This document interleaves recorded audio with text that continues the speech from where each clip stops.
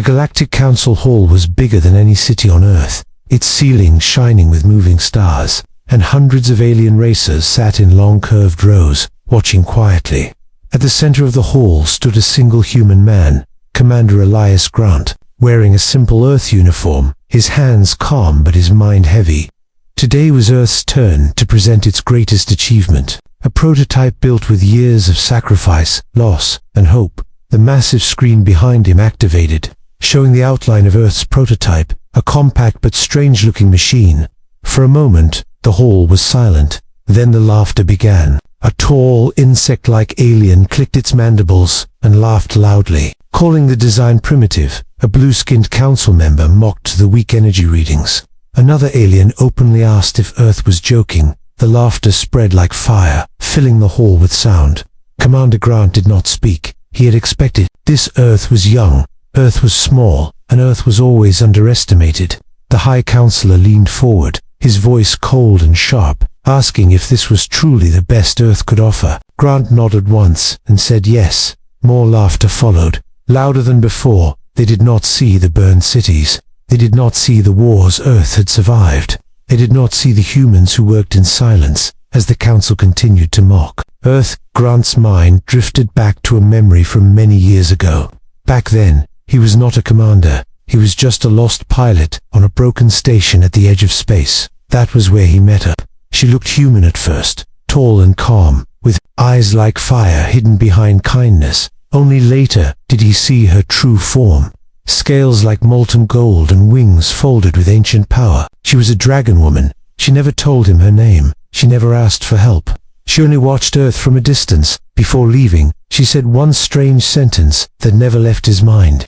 When my daughters come to you, the galaxy will be forced to listen. At the time, Grant thought it was a dream, or a warning without meaning. Now, standing in the council hall, surrounded by laughter, the memory felt heavy and real. A sudden alarm cut through the noise. Red lights flashed across the hall. An officer shouted that unknown signals had appeared near Earthspace. Not one, not two, but 5 massive energy signatures. The council grew silent. The laughter stopped. Scans showed shapes unlike any known ship, their power levels unstable and terrifying. Someone whispered that the energy felt ancient. Someone else said it felt alive. Commander Grant slowly raised his head, his heart beating faster. He already knew what this meant. The council demanded answers, accusing Earth of hiding weapons. Grant simply said that Earth had no control over what was coming. The screen shifted, showing the 5 signals moving together, heading directly toward Earth. Deep in space, 5 figures flew through the dark like living flames. They were sisters, bound by blood and fire. Their mother was missing. Their queen was in danger, and Earth was their last hope. Back in the council hall, fear replaced pride. The same council that laughed moments ago now watched in silence. Commander Grant closed his eyes for a brief second. The dragon woman's words echoed in his mind. The joke was over. The test had begun, and the galaxy was about to learn that laughing at humanity was always a mistake. Earth orbit shook as 5 burning shapes slowed near the planet, their forms cutting through space like living stars. Satellites lost signal, ships powered down, and every defense system on Earth froze. In fear, from the Galactic Council Hall, the live feed showed the same truth to every race watching. These were not ships, these were beings. Commander Elias Grant stood still as the images grew clearer. 5 tall figures emerged from the light, wings folded, eyes glowing with controlled fire. They landed gently on an empty platform near Earth's main spaceport. No explosions, no attack, only silence. Human soldiers surrounded the area, weapons raised, but hands shaking. Then one of the figures stepped forward. She looked young, but ancient at the same time. Her voice calm and heavy with power. "We are not here to fight Earth," she said. "We are here to ask for help." The soldiers did not move. They waited for orders. Grant was brought forward, his name already known to the visitors. The second daughter tilted her head and looked at him closely. "You remember our mother?" she said. Grant felt his breath catch. He nodded slowly. The 5 sisters lowered their heads slightly, a sign of respect few in the galaxy had ever seen from dragons. The Galactic Council watched in complete silence, inside a secure chamber. The daughters spoke. Their story was simple, but terrifying. Their mother was not just a dragon, She was the Dragon Queen, the ruler of an ancient and powerful race. She kept balance between stars long before humans learned fire. Now she was gone, trapped by an ancient enemy that even dragons feared. The eldest daughter explained that dragon law forbade them from starting a full war. If they did, the galaxy itself could burn. They needed another race, a race underestimated, a race not bound by ancient rules. They chose humans. Grant asked why Earth. The youngest daughter answered softly, "Because you survive." She spoke of human history, of loss and rebuilding, of fighting when hope was gone. She said dragons respected strength, but admired endurance. The council tried to interrupt, demanding explanations, demanding control. The daughters ignored them completely. Then the truth was revealed. The enemy who trapped the Dragon Queen was watching Earth now, waiting to see if humans were worth fearing. If Earth refused, the dragons would leave, and the enemy would come next. Grant knew this was not just a request, it was a test. Earth's leaders argued in private, fear fighting pride. Helping the dragons meant standing against a force older than most stars. Outside, civilians looked up at the sky, seeing the glowing figures hovering like guardians. For the first time, humanity felt small and important at the same time. Grant returned to the chamber and spoke for Earth. "We were laughed at today," he said. "We are used to that, but we do not turn away from those who ask for help." The daughters listened carefully, their eyes bright. The eldest nodded. Slowly, "Dan sure is the prototype they mocked," she said. In the council hall, fear turned into curiosity. The same council that laughed now leaned forward, watching closely as the screens powered on. Earth's prototype began to rise from its hidden chamber. Silent, unfinished, and misunderstood, the daughters felt its presence immediately. Something old, something dangerous, something human, and deep in the dark between stars, an ancient enemy finally noticed Earth. Deep beneath Earth's surface, massive doors slowly opened. Cold white lights revealed Earth's prototype resting in silence. It was not beautiful. It had sharp edges, rough metal, and uneven plates. Many in the Galactic Council had called it ugly. Commander Elias Grant stood beside the platform as engineers moved carefully. This machine was never meant to impress aliens. It was meant to survive. The 5 dragon daughters watched closely, their eyes glowing softly. They could feel something inside the prototype, not power alone, but intent. Grant began to explain in simple words, "This prototype does not rely on raw strength. It learns." The council members reacted with doubt. Adaptive systems were common, but limited. This felt different. The eldest dragon stepped closer. She placed her hand near the machine without touching it. The metal reacted, shifting slightly, as if aware murmurs filled the hall. The prototype was responding. Grant spoke again. "Humans never had the strongest weapons. We survived by changing. A small test was approved. Not a weapon test, a pressure test." The prototype was sealed inside a controlled chamber. Energy levels increased slowly, then faster. Most machines would fail. This one did not.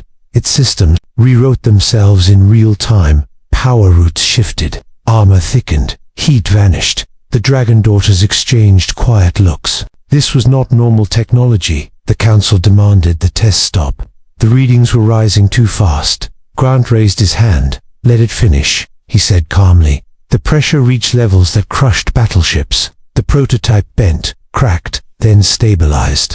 Silence filled the room. No explosion came. The chamber opened. The machine stood unchanged, stronger than before. The youngest dragon smiled slightly. "It learns from pain," she said.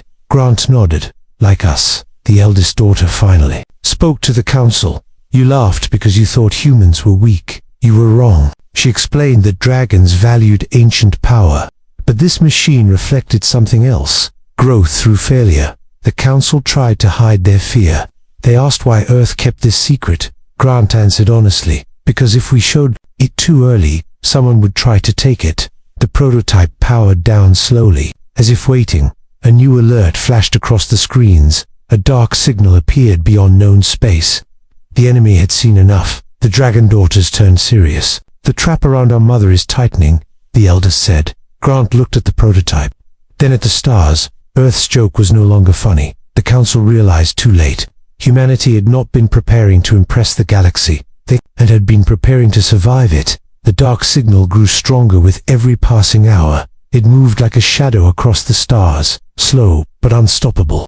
The dragon daughters gathered around the star map.